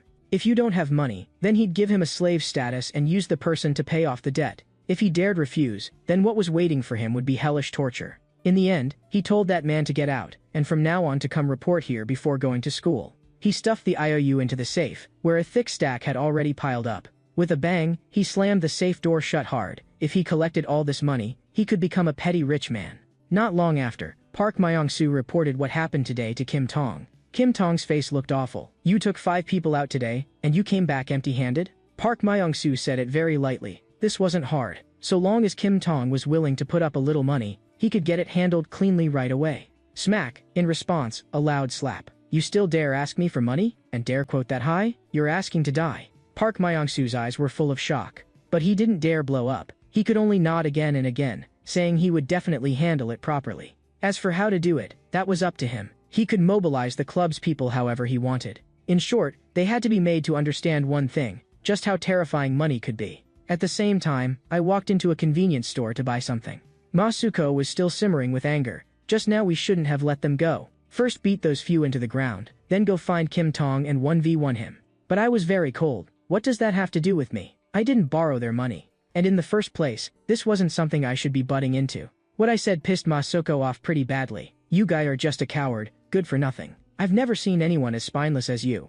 I couldn't be bothered with him. "You use my body to fight, and I'm the one who gets hurt. My hand still hurts right now." To avoid continuing to argue with him, I walked to the counter to pay. I didn't expect that the one ringing me up would actually be Ma Suk-yeon, the convenience store part-timer. I froze. What a coincidence. "Why are you here?" Ma Suk-yeon looked speechless. "You're the one who walked in, okay?" Then she asked whether I was free right now, and whether I could keep her company and chat for a bit. 3 minutes later, I followed Ma Suk-yeon around to behind the convenience store, and that clean, crisp aura of hers left me staring blankly. She casually glanced at me. "Hurry up and drink your cola. This is my treat. Don't keep staring at me." But the more I looked, the more I felt she and Ma Suk-yeon hardly resembled each other at all. On the contrary, Ma Suk-yeon was really cute, exactly my type. Ma Suk-yeon took the initiative to bring up the time she slapped me at the hospital last time. I said I was already used to it, and that kind of situation really was easy to misunderstand, so I didn't blame her. From the first day of school until now, I'd basically been getting beaten the whole time. Whoever saw me wanted to come punch me a couple times. But what Ma Suk-yeon said next directly left me dumbfounded. "I never said I was apologizing, but it really wasn't right to hit you that day. Kid, it didn't hurt, did it?" I froze. "You're calling me kid? We're about the same age, aren't we?" Just from these 2 lines, I was sure she was 100% Ma Suk-yeon's younger sister, because her temper was just as ill-mannered as his. Ma Suk-yeon pressed me. Why had I shown up in her brother's hospital room? I stared into her eyes and lowered my voice. "Do you really think your brother ended up like that because it was an accident?" Ma Suk-yeon's pupil shrank. "You mean, there's more to it?" Right then, customers came into the convenience store, interrupting our conversation. As Ma Suk-yeon was about to leave, I called out to her. What I actually wanted to ask was, "Why did you borrow money from Kim Tong?" But she didn't answer. She just turned around and walked into the convenience store. My question was picked up by Ma Suk-yeon behind me. She went to Kim Tong to borrow money because of me. You didn't even need to guess about something like this. Ma Suk-yeon had been in a coma, and someone had to shoulder the expensive treatment and hospitalization fees. To pay for the ward and hospitalization costs, Ma Suk-yeon could only go out and work part-time. As a girl, she pushed herself to her limit every day, but she never complained. Those scattered treatment expenses added up to more than 1 million won a month. So she worked 4 part-time jobs a day, barely keeping the medical bills afloat. And the place she slept was just that little bed in Ma Suk-yeon's hospital room. After hearing all that, I suddenly felt Ma Suk-yeon's little sister was living way too hard a life. As her older brother, Ma Suk-yeon not only couldn't protect her, he even made her take care of him like a nursing aide. Ma Suk-yeon was really amazing, clearly the same age as me, yet carrying a life far heavier than mine. But my expression made Ma Suk-yeon suspicious. "What's with that look? You feel sorry for my sister? You like her?" The next second, he directly pinched and pulled up my cheek. He warned me coldly, I'd better have some self-awareness. A loser like me wasn't worthy of his sister. I got even more embarrassed. I didn't expect him to see through me right away. But I couldn't admit it. If I admitted it, wouldn't I get beaten? I could only grit my teeth and change the subject. "Your sister has been taking care of you so hard. Can't you do something for her?" Ma Suk-yeon's mouth tilted up. "I've been waiting for you to say that." My heart sank. What is this guy planning again? Half an hour later, Ma Suk-yeon brought me to a row of lockers. The lockers were stuffed with luxury brand goods and hard valuables like gold bracelets. If we sold all of these, the money should be enough to pay it back, but in Ma Suk-yeon's current situation he couldn't move at all. Then Masuko actually got awkward too, and had me pass a message to his sister. Thanks for taking care of him these days, please. I was completely stunned. I didn't expect the invincible Masuko to say please. But I wasn't in the mood to laugh at him right now. Figuring out how to deal with this stuff was the real priority. Good thing Masuko had been glorious back then. He really did leave behind a pretty sizable stash. Just as we were getting ready to go to the second-hand market to sell the luxury goods, a sudden boss came from behind, yanking my attention away in one go. I turned around and, surprisingly, it was the yellow-haired guy and Jang Sung-tae. But I couldn't understand why they were running so urgently down the hallway. I was just about to greet them when they charged straight past me. Both of them turned their heads at the same time and shouted at me, "Run! There's a whole bunch of people behind us who want to beat us up!" When I looked farther back, that scene made my eyes go wide. A crowd was sprinting toward us, every single one of them bristling with killing intent. I took off running, my brain going numb. What the hell happened? Why are they targeting us? Jang Sung-tae's face was livid. I'm so pissed off. They posted bounties for the three of us on the platform. The yellow-haired guy was furious too. This was aimed specifically at us, and the amount was absurdly high. The event was called Catch the Golden Goblin, with a total bounty pool of 2 million won. The yellow-haired guy's bounty was 500,000 won, codename Broccoli Goblin. Jang Sung-tae's bounty was 1 million won, codename Squinty Eyes Goblin. My bounty was the highest, 1.5 million won, codename One-Armed Goblin. The event title was even more outrageous. Find the hidden golden goblin in the school, catch it and claim the reward. All of this was orchestrated single-handedly by Park Myung-soo. He just had to wait for us to get caught. He didn't even have to lift a finger. And Kim Tong was very satisfied with this plan.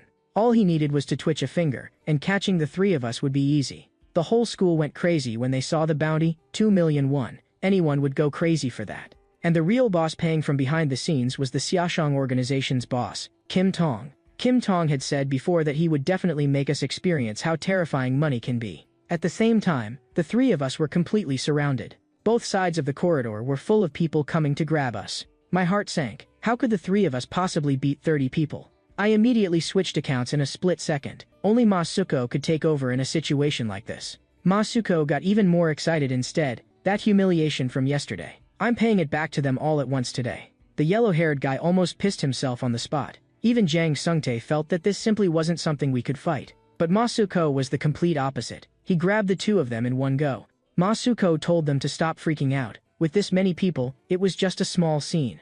No matter how much we hated each other, right now we were on the same boat. If you don't want to die, trust me and follow me. So Masuko's solution was for the three of us to go solo 30 people. Even Masuko himself was fired up by this idea. He hadn't felt this hot-blooded in a long time. Today he was going to smash all their heads to pieces.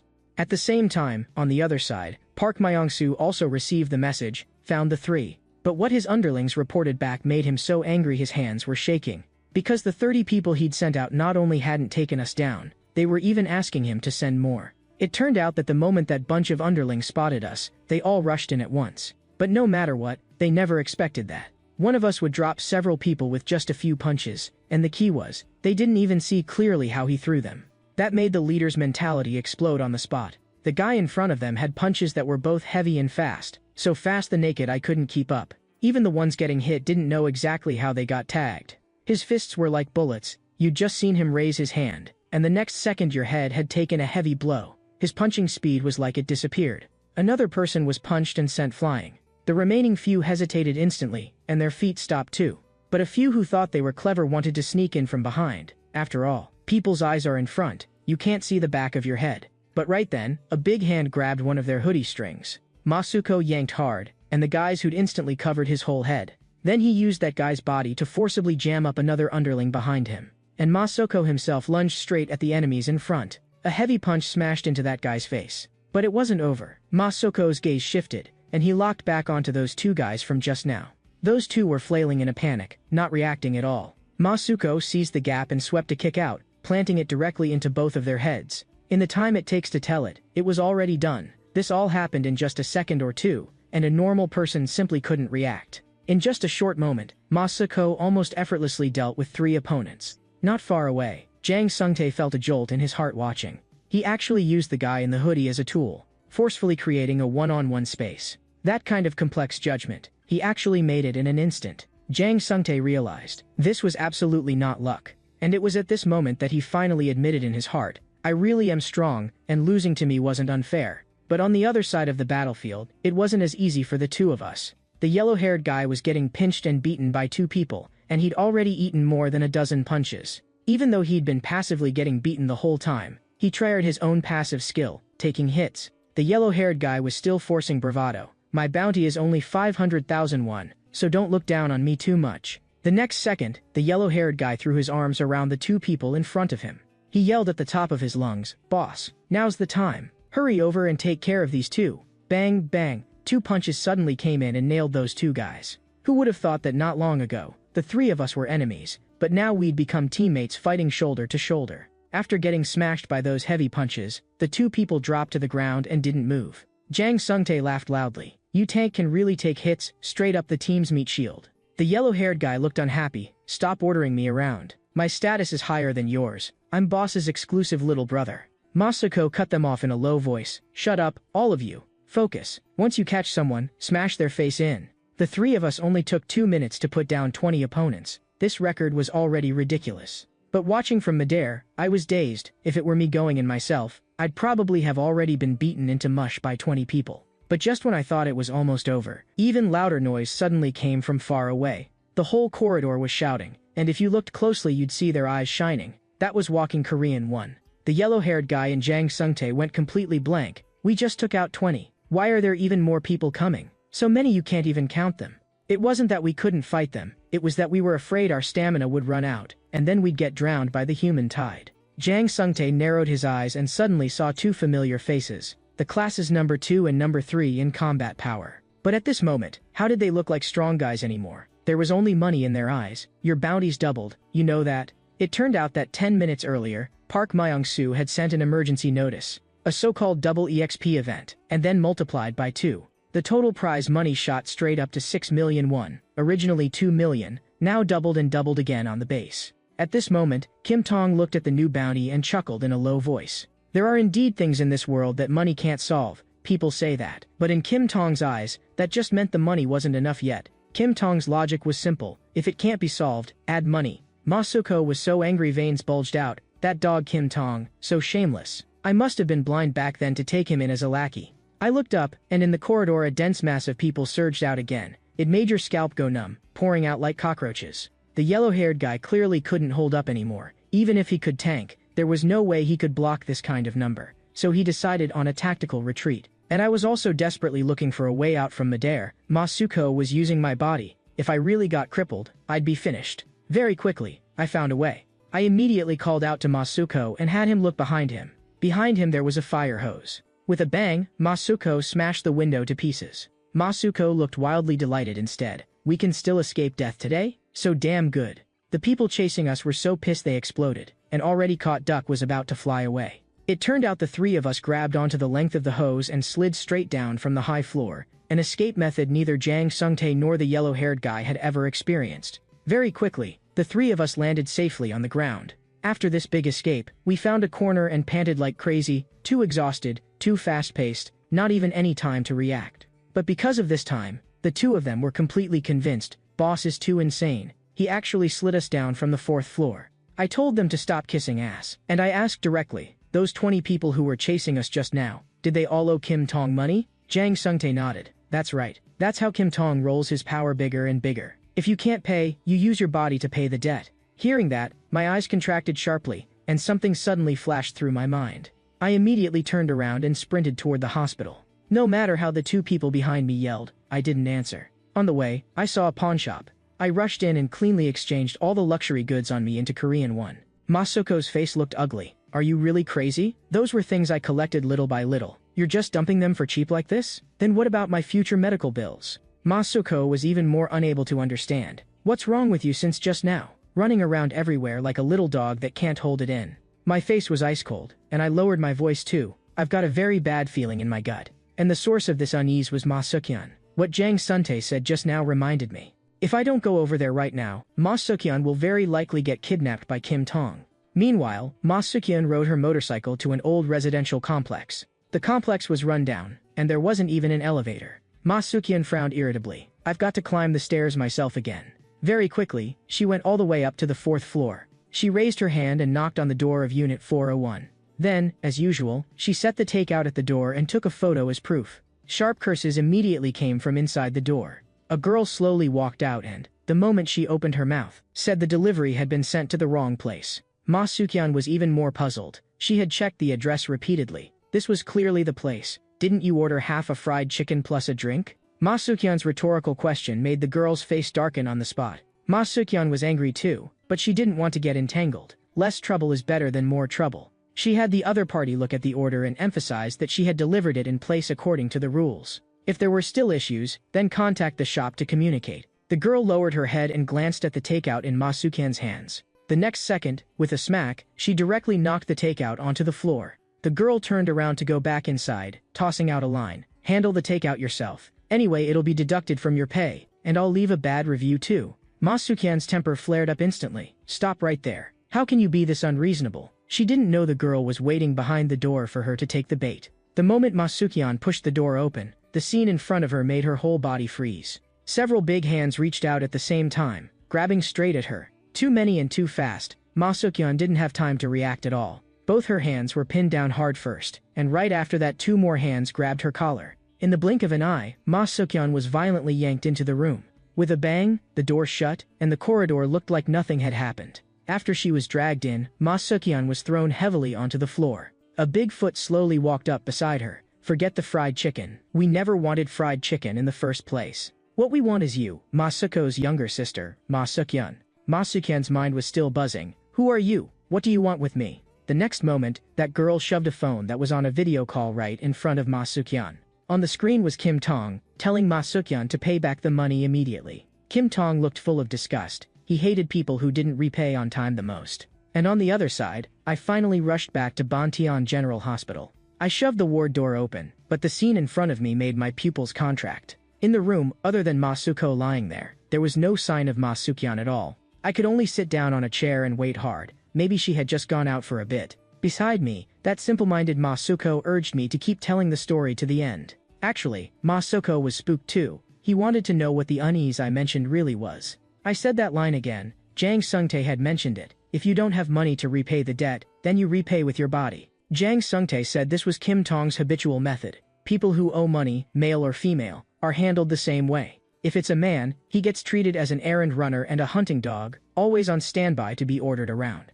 I stared at Ma Suko. Your sister owes him money and hasn't paid it back. She's a woman. What do you think her end will be? Ma Suko's eyes instantly went crazy to the extreme. If Kim Tong dares touch a single hair on my sister's head, I'll tear him into pieces. Over on Ma Sukyeon's side, a camera had already been set up in the room. Someone adjusted the angle, and the lens was aimed straight at Ma Sukyeon. Kim Tong ordered her to behave obediently. She was barely holding up even with part-time work, let alone repaying loan shark interest. As long as she behaved, he could waive part of the interest, so she'd better cherish this opportunity. No matter how naive Ma Sukyeon was, she could understand what was about to happen next. Kim Tong smiled coldly. Perform well. I'll decide how much interest to waive based on your performance. With a ding-dong, the call ended. In the room, besides Ma Sukyeon, there were 3 unfamiliar women.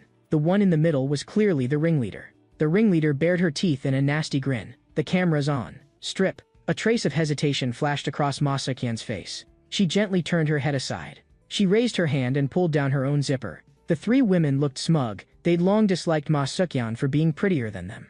And Ma Sukyeon also looked like she wasn't planning to resist, which left them without even an excuse to use force. She'd been arrogant before relying on her brother backing her, and now it was finally her turn to bow her head. Ma Sukyeon slowly took off her coat. She murmured in a low voice, "You have no idea how tiring it is to be Ma Suko's sister." In the instant the ringleader spaced out, Ma Sukyeon's coat had already been completely taken off. But the moment the coat left her hands, she swung it backhand and smashed it into the ringleader's face. Right after that she surged forward a step and kicked the ringleader in the face. Ma Sukyeon really was Ma Suko's sister. Just like him, she had an inborn fighting instinct. At this moment, Ma Sukyeon fully entered fight mode. She looked skinny, but the power in her core was solid. The next second, the masked woman beside the ringleader slapped Ma Sukyeon across the face. "Are you crazy? You still dare fight back?" Ma Sukyeon just swept her a calm glance. "Are you kidding me? If you're hitting the face, you don't use your palm, you use your fist." With that, Ma Sukyeon locked onto the woman's arm. She twisted her waist, and the hem of her skirt was whipped up with the motion. Her fingers drew in and her fist clenched in an instant. One punch blasted out, and the masked woman was sent flying. Fighting uses the waist to generate power. Press your weight into the fist. You don't even understand that, and you dare lay hands on me? Seeing she couldn't win, another woman immediately grabbed a beer bottle. You're as annoying as your brother. Go die. But she didn't expect Ma Sukyeon to dodge with a bizarre footwork. The beer bottle was kicked away by Ma Sukyeon. The next second, Ma Sukyeon's foot followed through, striking the woman's chin dead on. With just those two moves, Ma Sukyeon's talent was not inferior to her brother's at all. The oppressive feeling in that scene was maxed out. Ma Sukyeon's toe lightly slid across the ground. In just a few seconds, all three were down. Her steps were like dancing, clean and cold. Actually, the ringleader wasn't wrong. Ma Sukyeon really did benefit from her brother's shadow. Thanks to Ma Suko, the first thing she learned wasn't how to use chopsticks. The first thing she learned was how to fight. It wouldn't be an exaggeration to say she was taught personally by Ma Suko. Just as Ma Sukyeon finished off the three women, hurried knocking sounded outside the door. With a caw, the door was pushed open, and a man's arm reached in through the crack first. Ma Sukyeon knew this was enemy territory. Whoever came in would definitely have bad intentions. Sure enough, three men came in at once, one of them powerfully built. If women couldn't hold her down, they'd switch to men.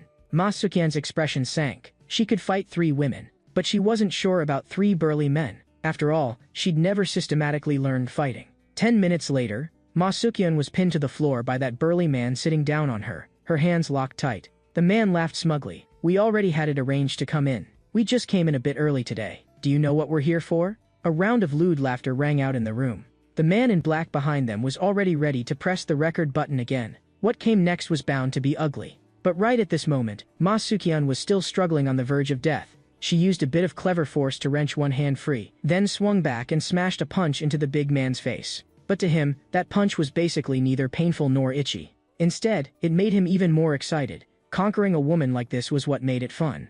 The next second, the big man slammed his head viciously into Ma Sukyeon's face. This was how he dealt with disobedient women. Ma Sukyeon's head instantly felt like it was splitting, even her molars went numb. That headbutt did too much damage, and Ma Sukyeon passed out on the spot. The big man ordered the lackeys behind him, "Lock the door dead. Get ready to film." He stared at Ma Sukyeon's face, already unable to wait. Have to say, Ma Sukyeon really was pretty. At school she'd be at the campus belle level. The thug behind him went out to lock the door as ordered, reaching out to shut it tight. But right when the door was about to close, he heard hurried footsteps charging down the corridor. He turned his head, and his eyes instantly went wide. That figure was absurdly fast. All he remembered seeing was a leg. The next second, a kick planted dead in his face. His reaction couldn't possibly dodge Ma Suko's attack. Hearing the commotion inside, the boss frowned and turned his head back. A big hand gripped the doorframe tight. Several people's faces immediately turned ugly. Who the hell dares break in at a time like this? Tired of living? Ma Suko's fists clenched until they crackled. His presence completely denegated. Since possessing my body, I had never seen him this furious. He pressed down murderous intent word by word. "You bugs here today. I'll snap your necks one by one and send you all to hell." It turned out that 10 minutes ago, Ma Suko and I had searched several nearby blocks and still couldn't find Ma Sukyeon.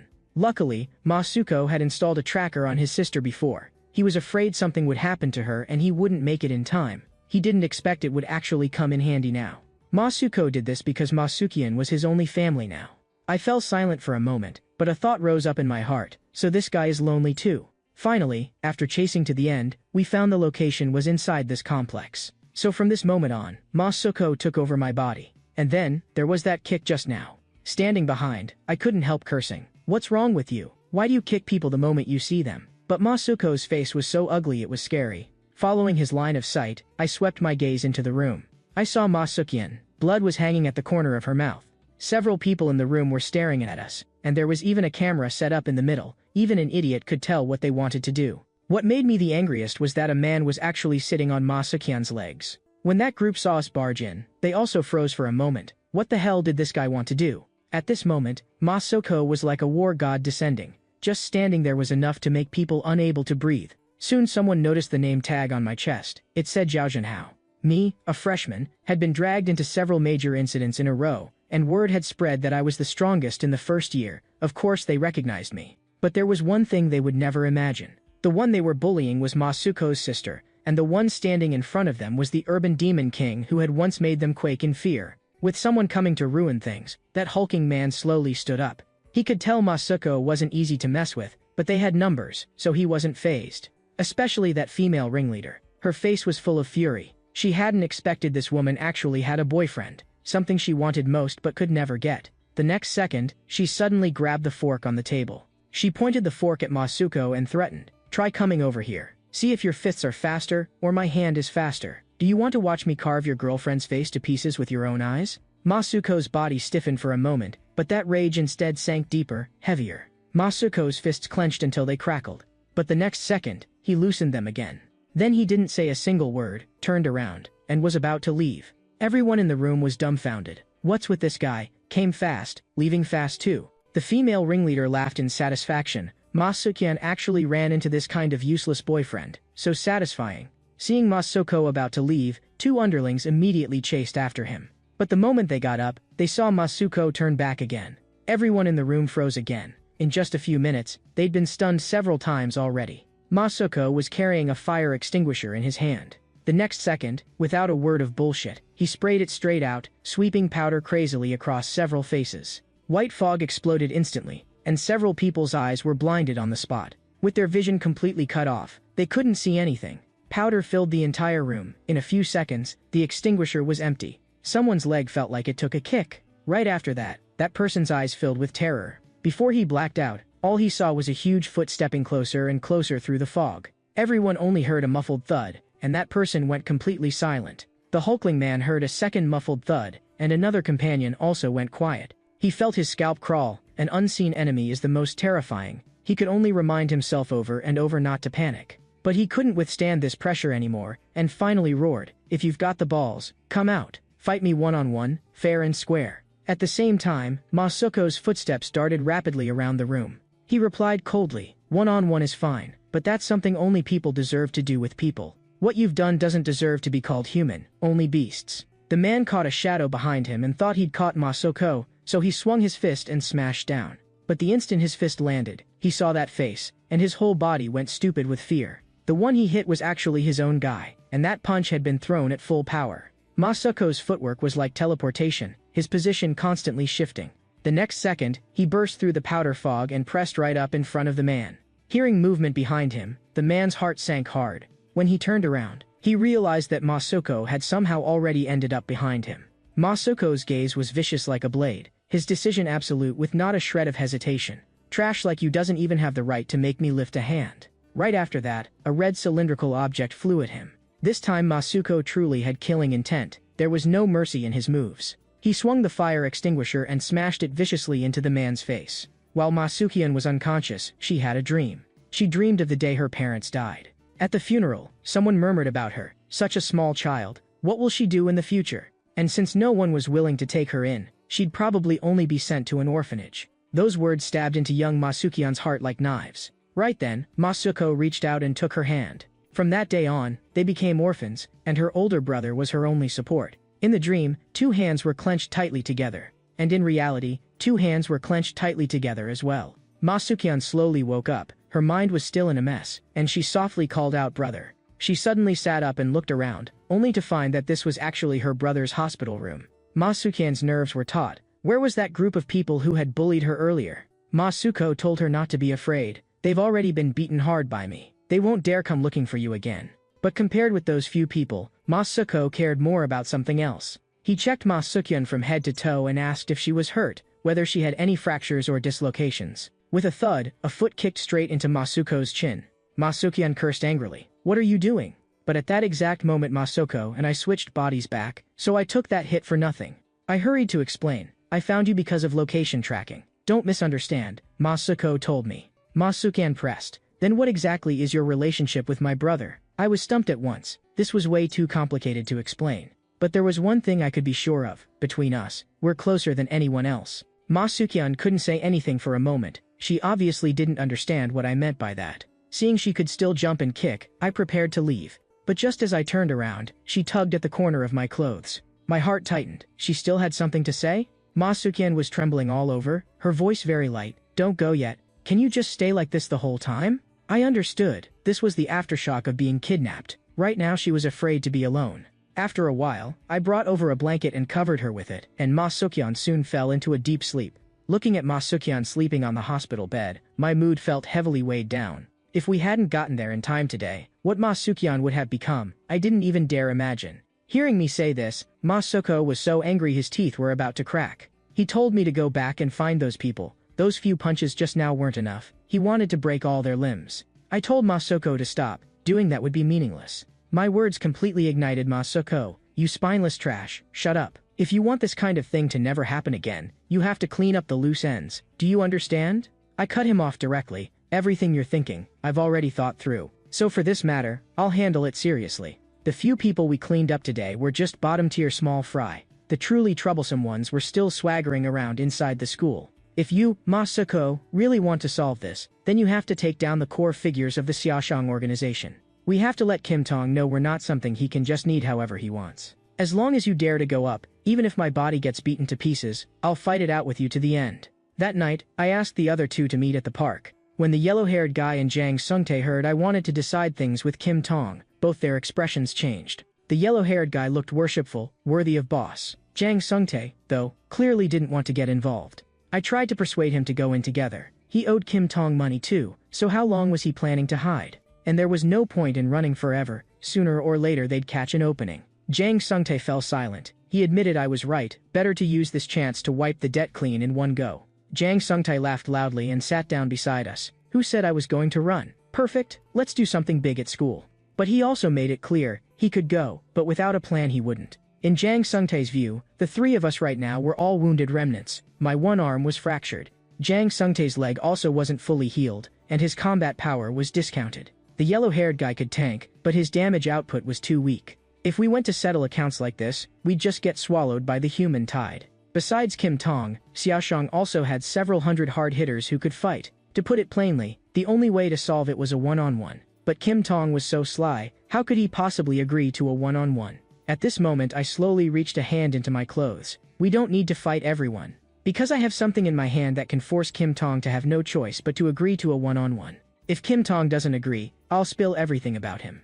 The next day, Xiaoshang members received an order, all hands assemble. Those three people who kidnapped Masukian yesterday were beaten hard by Kim Tong. What trash, couldn't even hold down a woman. Kim Tong was so angry his face turned black. Which one of you who isn't afraid of death dared come out and ruin things? Beside him, Park Myung-soo advised him to stay calm. Getting angry doesn't solve the problem. The next second, Kim Tong grabbed Park Myung-soo's face. President Park, do you know what we live on in our line of work? Do you know what a stupid thing your people did? Our line of work lives on reputation. That little mouse you're talking about could destroy the entire kingdom. Park Myung-soo couldn't speak. This time, he really had screwed it up. Right then, Kim Tong's phone suddenly rang. Kim Tong slowly picked up. Who are you? What do you want with me? On the other end of the line, a low chuckle. I'm Zhao Jinhao. You forgot me that fast? I didn't make this call to chat. I have business to talk about. I've prepared the principal and interest Ma Sukyan and Jang Sungtae OU. The two of their principals plus interest, I've added together. This sum is more than enough, and I want to wipe it out in one stroke. Kim Tong listened to me finish with a blank expression. His eyelids didn't even move. Then he pointed the phone at his underlings. Come on, you listen too, see whether you agree. Right after that, Kim Tong shouted to the people below, catch Zhao Jinhao, reward, 5 million.